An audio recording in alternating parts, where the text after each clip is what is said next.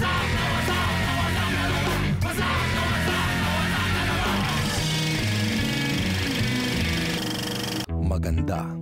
kaakit-akit, matalino, at higit sa lahat, magaling sa larangan ng pag-arte. Kaya naman hindi katakataka na siya ang tinanghal na Most Beautiful Woman ng 2008 Cannes Film Festival. Kaya mapalad si Jun sa Bayton at ang sambayanan na makakasama natin ngayong gabi ang prinsesa at diwata ng Philippine Indie Cinema, si Mercedes Cabral. Mga tol, welcome na naman sa isang napakalupit na episode ng Wasak. At ngayong gabi, ibisita po natin. Ito, marami nagkaagusto rito. Kasama na si Jun sa Bayton. At at saka yung boss namin, talagang nire-request yan. Matagal na nire-request yan. Sino boss natin? Si Donnie Ray. Si Donnie Ray Cruz. Oo, matindi yan. Ayun, mga kapatid, it is my privilege and pleasure na ipakalala sa inyo ang nag-iisang diwata ng malayang pelikula. Iyon.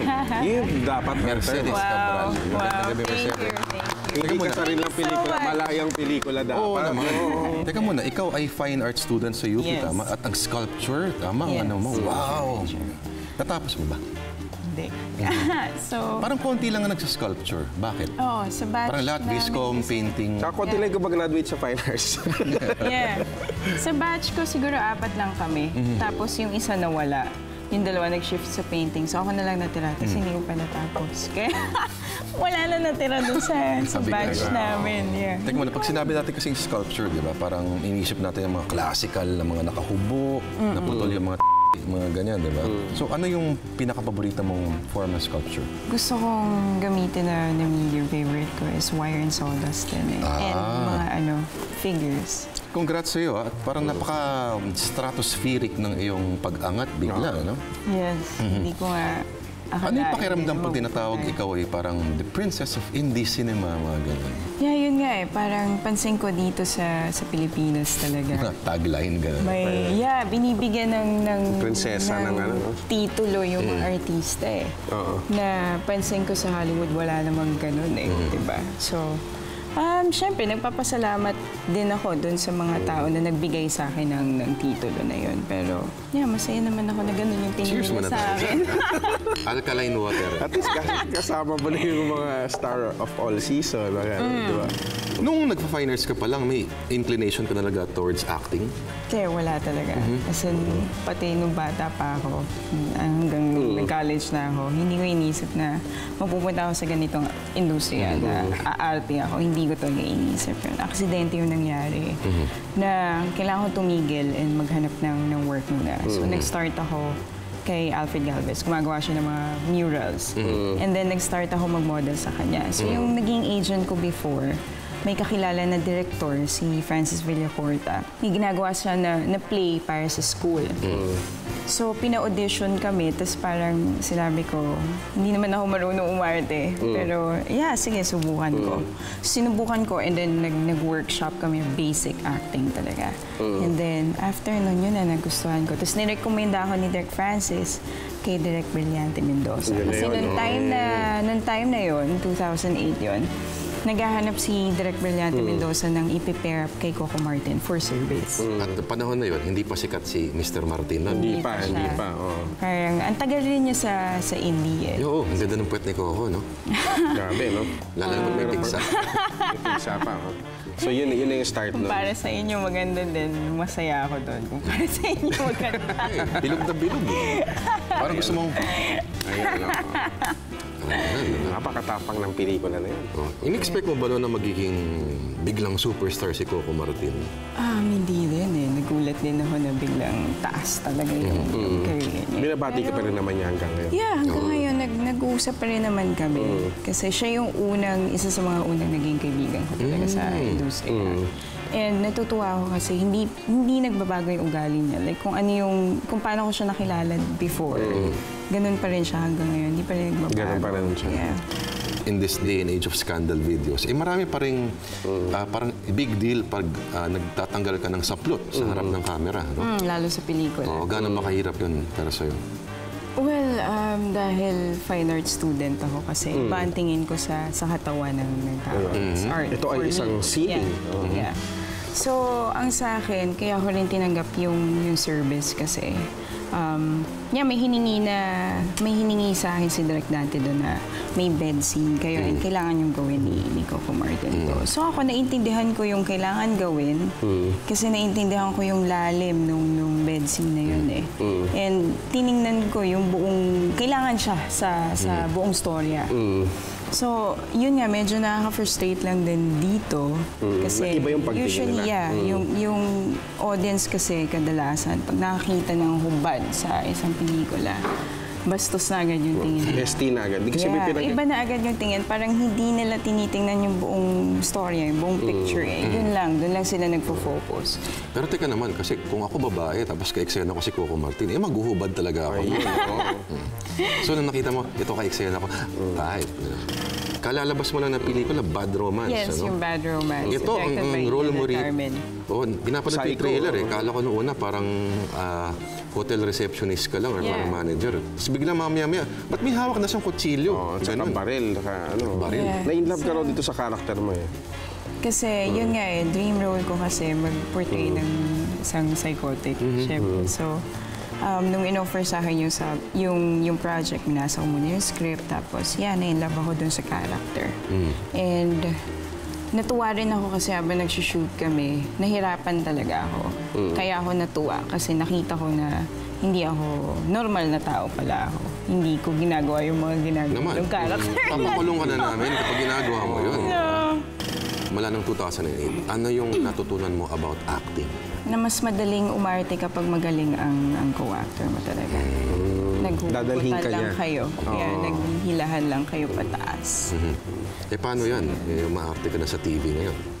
Medyo maraming, sabihin natin, mga katrabaho ka na hindi Dinumero. saklaw. Oo. Hindi saklaw nung ng ano na yan, mga description na yan.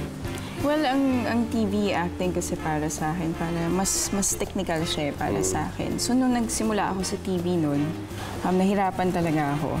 So, nag-adjust ako kasi unang-unang breakdown scene ko noon. Breakdown umiyak talaga. Ako. Yeah, breakdown Yan, talaga. Breakdown. Ganun kataas. May walling. May walling yan. Magaling ka naman mag-walling. Yung bababa ka sa... Hindi ko pa nga nagagawa eh. Susubukan ko minsan. ang Gusto ganda kong nun. mag-try yun. Oo. So, ang Umiiyak bigat ka na bang eksena- dahan-dahang umano, no? Yeah, sa pintuan. Gusto kong itry yun.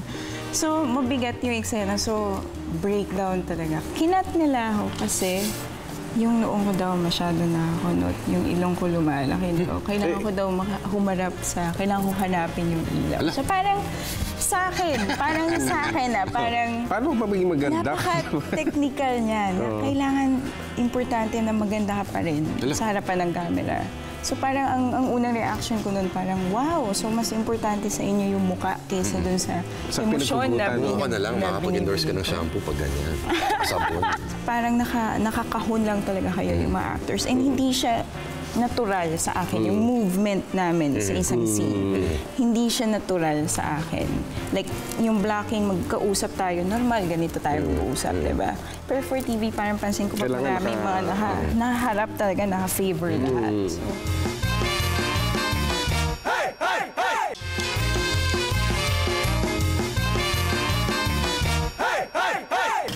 Ang acting ba ay natural na instinct o yan ay pinag-aaralan dapat? Hindi, kapal na mukha yan, tol. Hindi kita kinakausap. Tol. Siya yung guest. Siya may pwede guess, yun, pwede. Sa last lang ng loob mo.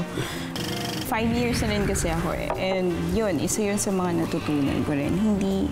Hindi pala lahat ng tao mapipilit mong umarte din. So, yeah, mapag-aaralan siya eh. Pero natuwa rin ako kasi nga, kung hindi ako tumigil siguro sa pag-aaral noon, hindi ko rin madidiscover na kaya at kahit parang marunong pala ako umarte. Pero ang maganda sa'yo, nakakatawid-tawid ka eh. From mainstream to indie to Pero art. yun to nga, ano. ang hirap din mag-adjust. Kasi ngayon may ginagawa ko na TV. Tapos pagbabalik ako ng film, parang ang hirap, ang iba, nagiging, nadadala ko. Nag-acting workshop ka ba, Miss Cabral? Yes, nag-acting workshop ako. Sa TV, Hanggang ngayon. minudo. Hanggang ngayon. Sa pelikula na indie, minutas. O patatas yung... Yung, ano, Hindi, so hindi may minudo pa rin. Puro atay na lang. Puro atay na lang. Pasas. Ayun. Jun, ba't ang bilis mo uminom yan? Hindi, kinakabahan ako. Harap natin isang Mercedes. Cabral. Nakrush ka niyan. Kanina pa na sinasabi. Hindi. Ano ako, easy to get. Yan.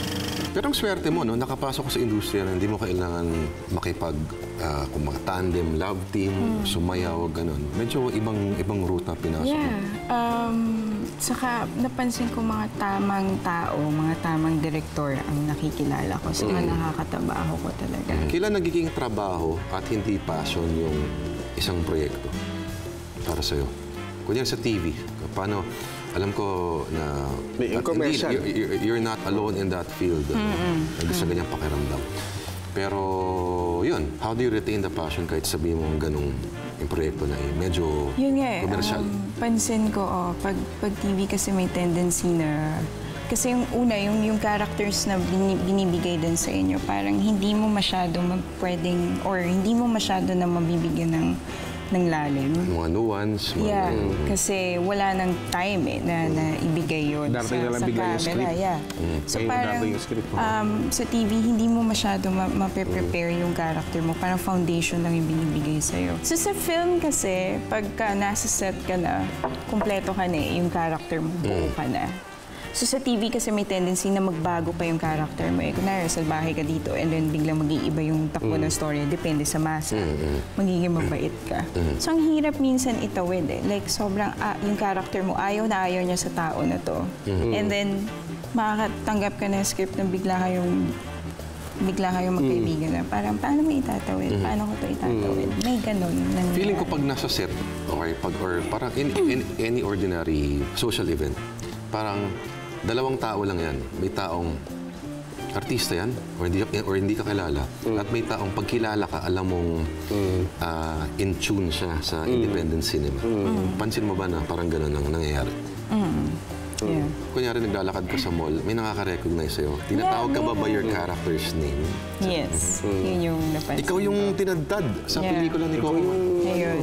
Asawa Yeah, so niya, ngayon, pag lumalabas Kabit-tigog. ako, Ganun. yeah, may mga nakakakilala sa akin, pero yun nga eh, and doon ko na nalalaman kung sino kung ano yung mas marami, kung sino yung mga mas maraming nanonood. What's a typical day for you like? Nagigising ako ng siguro mga 2 or 3. And then naalis na ako and then doon na mag-start yung trabaho ko, yung araw ko. And then makaka-uwi ako the following day na. Or in 2 days pa. Yeah. Oo. Mga gano'n, no? So, hindi ko na masyado nakikita rin yung parents ko, yung mga kapatid ko dahil sa ginagawa Yung mahal mo ko. sa buhay, And then, yung karelasyon mo, Yung gumagawa ng tsinelas. gumagawa ng sapatos. Chinelas, Ano nga ba yun? shoes. Shoes. Yun yung business na gusto niyang Ano ba gawin. yun? Teka muna. Balat ng ano, di ba? Sino ang mga Kalabaw. naging ka-close mo na mga sikat na mga mainstream na mga personalities? Dahil mainstream na si Coco. Ayun, isa siya. Maliban And kay Coco. si Pag Sid nakikita- Lucero, yun. Kasi Mga hindi. Mga hindi. yan, no? Pag si Coco ba nakikita mo yung sinasabi ba, yummy! Mga ganun. Yung inaasar ko siya. Si Bella Padilla, na Ay, oo. magkasundo kami doon. Kung kunyari, alokin ka na mag-cover sa FHM, gagawin mo rin ba yun? Yeah, nag-cover na ako sa isang men's magazine. Pero Playboy yun. Oo. Yeah. Kunwari, wala akong negosyo na sapatos. Paano ba kita mapapa-inlove? Oo nga. Oo, kunyari wala akong May mga negosyo na hinahanap gano'n. sa mga lalaki. Sa akin kasi pagka nakilala ko and nakasundo ko, yun na yun eh. Wala rin naman akong hinahanap, wala akong hinihingi. So as long as magkasundo kami, magka-jive kami. Yeah. Then tingnan natin kung saan mapupunta. Nag-click ba kayo niya, no? Ate Guy? Nag-guest na namin sa Ate Guy dito. Eh. Talaga? Oh, hinawakan yung utong niya. Would you believe? Hinawakan yung dito ko. Inainom namin ng iced tea. Wow. Tapos yun pala, no, may hinatira ka niya ng noodles. Yes. Oo, So, nagdiba-diba ka. Nagdiba-diba. Hindi naman. Nabasa ko yung interview. Hindi naman. Ano sabi Kasi mo? nangyari Hindi kasi yun. inaya daw si Ate Gay na magmerienda. Eh siya nag-empake, sabi niya, sige, punta ako doon. Ang ginawa ni Ate Gay, Ganun. Binalikan siya, may dalang noodles. Yun, no? Lucky Nahiya siya. Mga ganun. Yes, sobrang nagulat din ako na. Grabe, down to Isa earth pa ka, yun no? eh. Yun din yung napansin ko sa industriya. Kung sino yung may mga pangalan at talagang icon na. Sila yung Yun down pa to earth, yung no? napaka-down to earth. Pero kung Yung mga sino talent lang. Yeah, grabe yung attitude, man. So, Grabe. nagugulat ako. Parang, wow, hindi ka... Yeah, kilala kita, pero parang kung ikukumpara mo kay kay Tita Guy, Tayo-tayo lang naman ganyan. nandito. No? Sino yung mga yan, no? Tayo-tayo lang naman. Mamaya.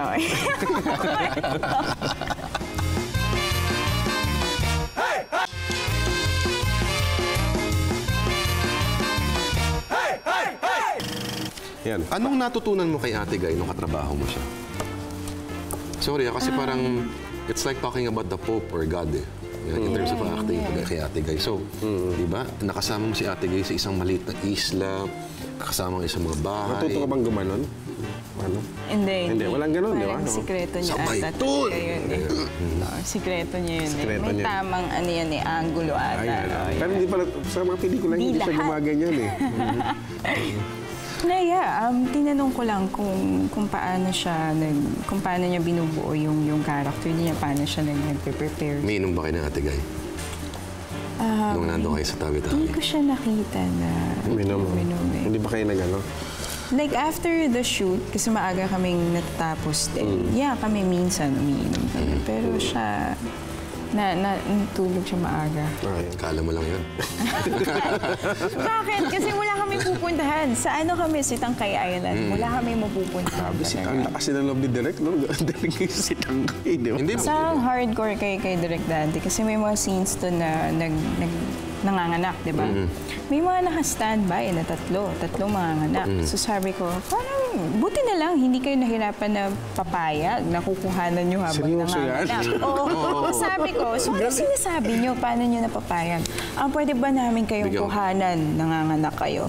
Tapos, ang sasagot daw ng babae parang, pero si Nora Honor magpapanak sa inyo. Yes. Oo naman. Yun. Kaya sila pumayag. Di ba? Honor yun. Kahit naman siguro ako papayag ako. Basta si Nora Honor Ako, magpapanak. honor Totoo din ba yung ano, yung kunyari yung biglang may sasabog tapos hindi alam ng mga artista? Yeah, kasi pagka si Direk Brillante kasi, ang style niya is, ang Cheers gusto to that. niya is real-time acting. Correct. Hindi talaga siya eh, no? Galing, oh. Medyo nakarami ka na rin ng pelikula, no? Madidescribe mo ba yung sarili mo na parang meron kang Mercedes Cabral style of acting? So far, hindi ko pa napapansin yun. Pero yung sabi nila. manager ko, Maliban sa meron naguhubad ka, daw eh. no? Meron. Hindi naman. So, sabi ng manager ko, meron daw eh. Pero hindi ko alam kung Ano sabi ng yun. manager mo? Tulad ng... Like, kung paano ko dinideliver, kung paano ako umiyak. Mahirap ang umiyak sa'yo. Mas madali eh. Mas madaling umiyak at mas madaling magpaiyak kaysa magpatawa. Yung mga aktor na maraming pinagdaanan, ano yan eh, bala nila yan eh. So, mas madaling umarte kapag ang dami mong na-experience sa buhay. Yung tawag na Marami kang pinaghuhugutan. Ikaw ba marami ka ba talaga. pinaghuhugutan? Ganon. Nasaktan ka na ba? Oo naman. So, pero hindi ko naman ginagamit yun. Like, naghahanap ako ng pinakamalapit na makaka-relate ako doon sa pakiramdam na gano'n. And then, doon ko ginagamit. Sobrang big deal daw nung pigsa na parang marami daw shock na shock dyan. At the same time, marami ding na-shock ng mga Italiano nung kinakatay daw yung kalabaw doon sa Daewoo. Sa Daewoo, yeah. Oo. So papansin mo parang educational yung bawat isang film fest na pupuntahan mo kasi parang nakikita mo rin yung outsider's perspective Yes. ng bansa na Yeah. kultura natin. Oo. So, yun nga eh, napansin ko nung screening nung Daewoo. Hindi ko rin alam na ganun ka yung may kakatayin talaga. Hindi ko din alam yun eh. So, kahit ako nagulat, pero hindi kasi rin nila kultura yun eh. So, may narinig na lang ako na Italiano na nagsalita. Hindi ko alam kung ano yung sinabi niya. Tapos nag-walk out siya. And yun, pansin ko ang European audience, Napaka-frank. Yeah, sobrang. Ang mga foreign audiences, foreign critics, lalo-lalo sa mga festivals, ay hindi nagpo-focus sa actors. Mostly sa mga director lang. And what they actually want to know is parang yung method mo, yung proseso mo. Ano? Yeah, yun yung napansin ko eh. Kasi pagka may mga interviews din doon. Yun yung mga tinatanong talaga nila. Yung mga, yung Tungkol sa storya, directors, ano yung storya, ano yung ginawa mo para mag-prepare ka dito, ano yung character mo. So, ang napansin ko rin kasi dito, kadalasan na ng mga press kasi, mga tinatanong kasi. Look in the mirror. mga ganun. Or na parang, for Chismis agad dito example, eh, no? yung service, yung scene namin ni Coco, hindi man lang kami tinanong tungkol dun sa bed scene Hindi yun tinanong. Pero pag uwi namin dito, yun yung unang-unang tinanong. So ano, totoo ba na ginawa nyo yun habang nagtitake kayo? Totoo ba may nangyari sa inyo habang kinukuhanan yung scene na yun? So kayo na ba? Parang, dude, hindi, alam nyo ba yung storya? Parang wala kayong pakialam sa storya di ba?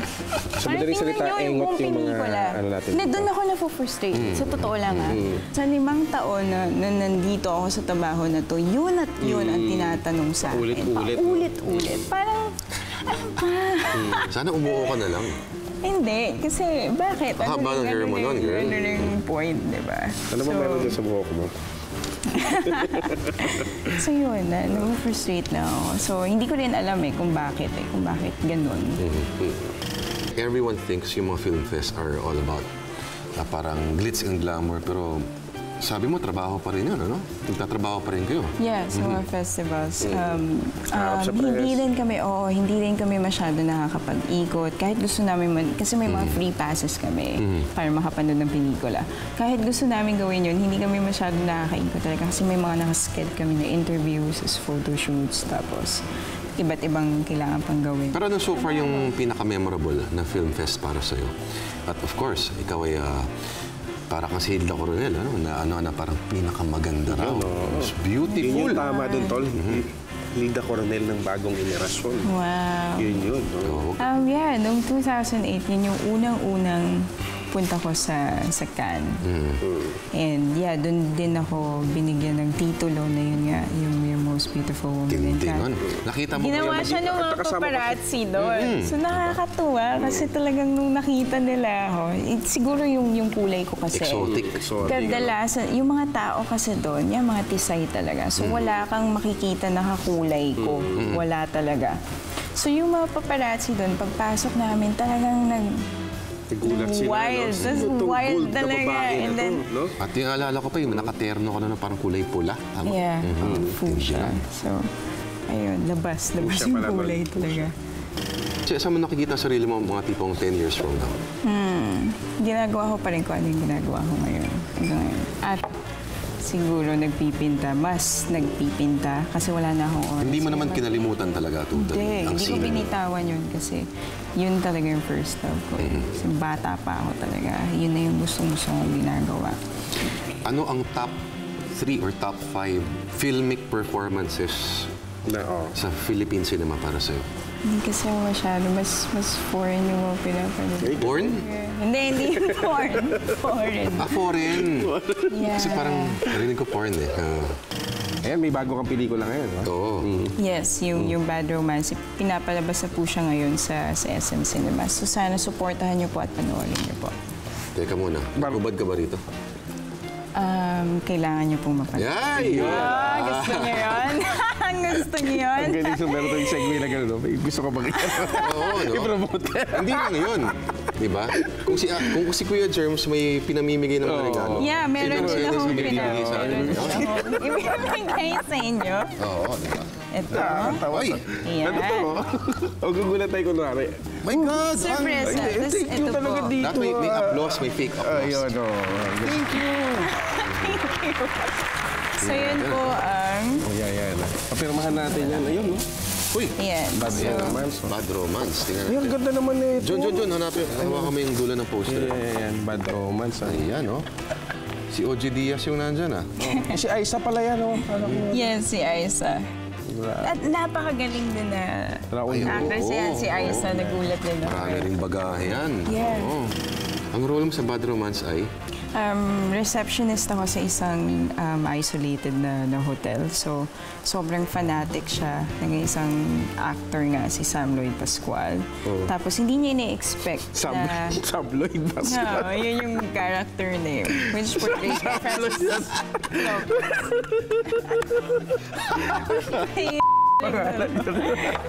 Walang hiya talaga yung director. And yung character na yun, Sam Lloyd Pascual, yeah, sobrang sikat na actor, kunwari, gano'n. Sobrang obsessed itong character ko. Tapos, hindi niya akalain na mag-check-in yung Sam Lloyd Pascual na yun sa hotel. Sa hotel na yun. In short, itong pelikulang to, hindi gaya ng ibang mga pelikula, ay walang kinalaman sa pagdarahop ng taong bayan. At ganap na demokrasya. Ayun, walang ganun yan. Walang ganun. So parang ano siya, thriller. Thriller Psycho-thriller siya. Psycho-thriller. She loves him, he loves her. Not. Big mistake. Yun na, oh. Yan lang. Hindi yan. Maraming salamat sa oras mo, Miss Mercedes Cabral. Papirmahan natin to, Lord. Papirmahan natin. Cheers muna tayo.